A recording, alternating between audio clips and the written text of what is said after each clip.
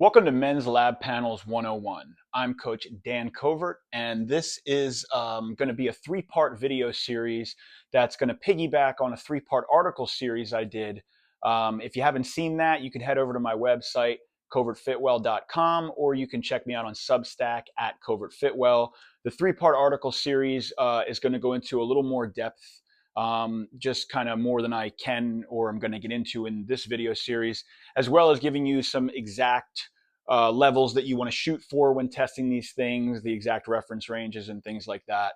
Um, so uh, part of my motivation for doing this is, I work with guys day in and day out who, I ask them when's the last time you had labs done, and maybe it's somewhat recently.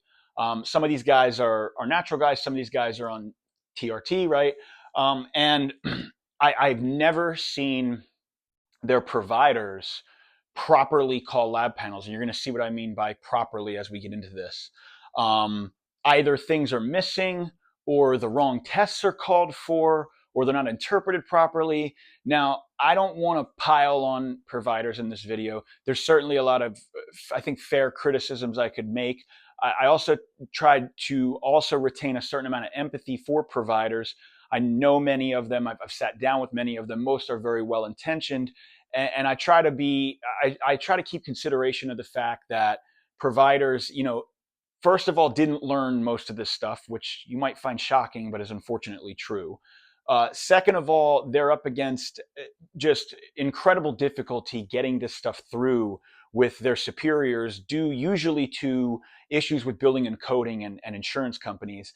And then there's also the time factor of anybody that's ever sat with most providers, unless you're paying out of pocket, they have like 15 minutes with you, right? And a lot of their job, unfortunately, in our healthcare system has become writing scripts. And so I've seen a lot of guys who, if they're not put on medications like antidepressants and such, which is the worst of all worlds. And I'm not saying there's not a place for those things. There absolutely is, but I think they're way overprescribed. And I would argue that most men, if you looked at this stuff, you would find the drivers of what could be masquerading as depression, anxiety, etc., and avoid medications, which can come with some pretty serious side effects and in worst cases, long-term side effects.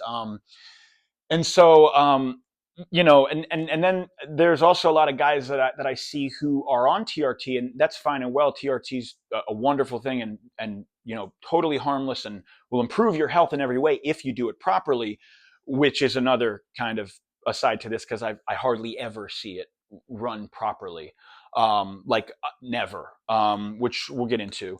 But a lot of those same guys were put on TRT prematurely. And if you're a younger guy, that can be consequential because TRT can bring up issues with fertility, and could cause hair loss prematurely, and there's side effects to every medication, right? So anytime we can avoid medication and we can do something that the body's able to do naturally, we want to do so. And so thorough testing is not optional. Now, um, these panels here are actually quite condensed, to be honest with you. I used to have an even more exhaustive list, and the best providers in the world at this. They'll often include, as many as 70 comprehensive panels to even see you or manage your hormone protocol, even prescribe TRT, for example.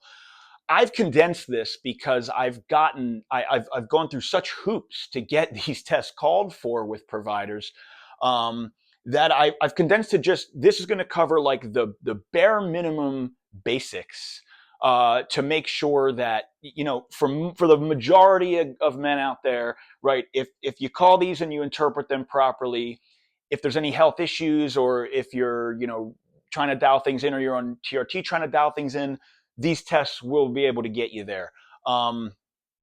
But just understand that there's a lot more that I could do than this.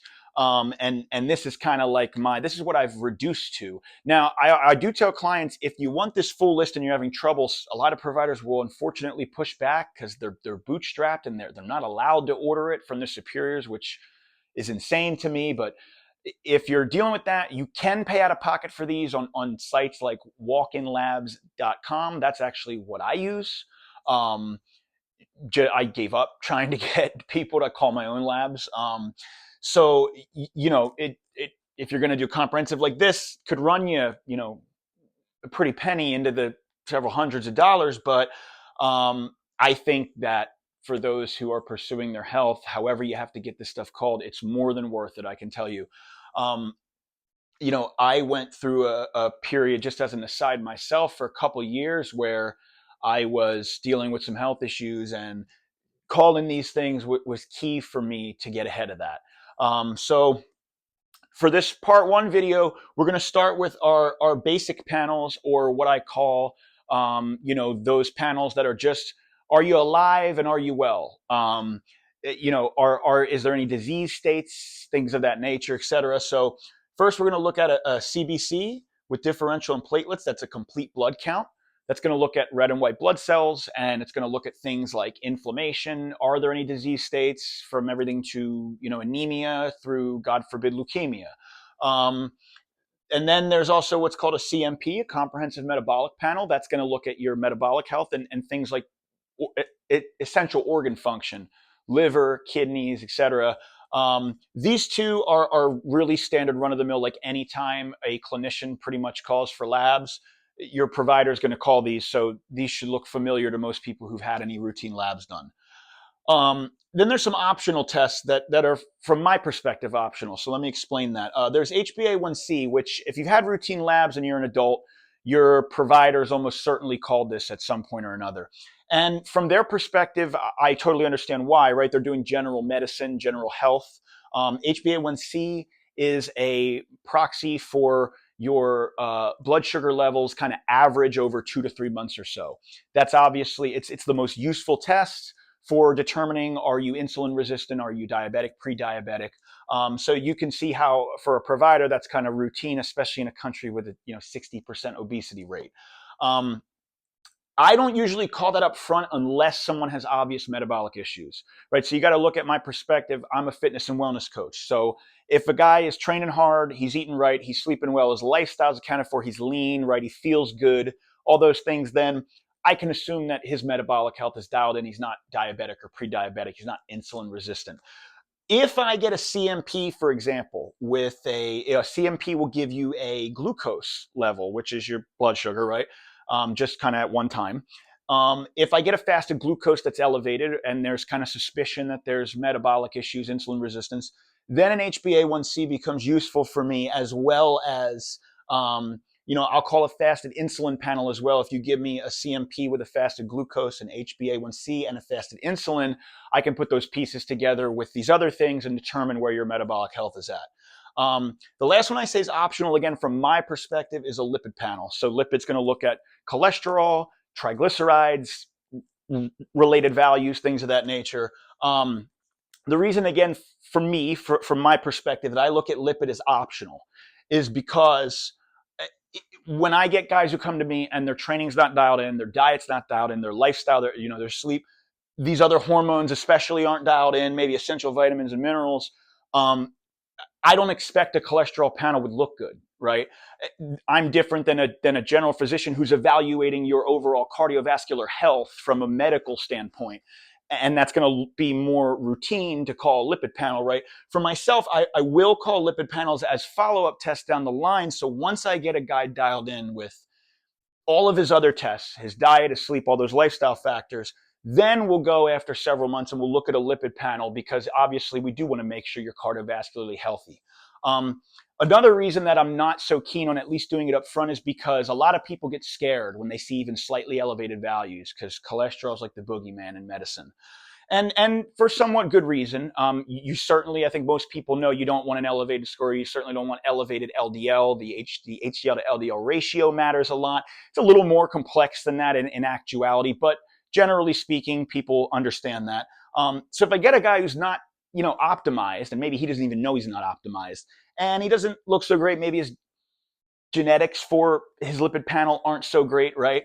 And he sees those elevated scores, a lot of people get scared and they think, oh, I better start cutting out all the cholesterol in my diet. But that's a misnomer, and hopefully most people know this by now. Hopefully most clinicians do, although I think there are some holdouts that don't, unfortunately. in more recent years in medicine, we've pretty much learned that dietary cholesterol only accounts for about 20% of the cholesterol in your body, and really negligible amounts when we take a cholesterol panel in your blood. Your body makes 80% of its own cholesterol or so in the liver, and so cutting out dietary cholesterol is not a great idea. The other thing that people need to understand is that uh, is cholesterol is useful in the body. So again, it kind of gets this like connotation that it's bad. We do everything very dualistically in Western culture. But cholesterol actually has a function in the body. A lot of people don't understand that. All of your hormones, so you have a cascade of hormones in the body. Hormones convert, they break down and metabolize into other hormones. So, for example, we'll get to testosterone, what's called aromatizes into estradiol.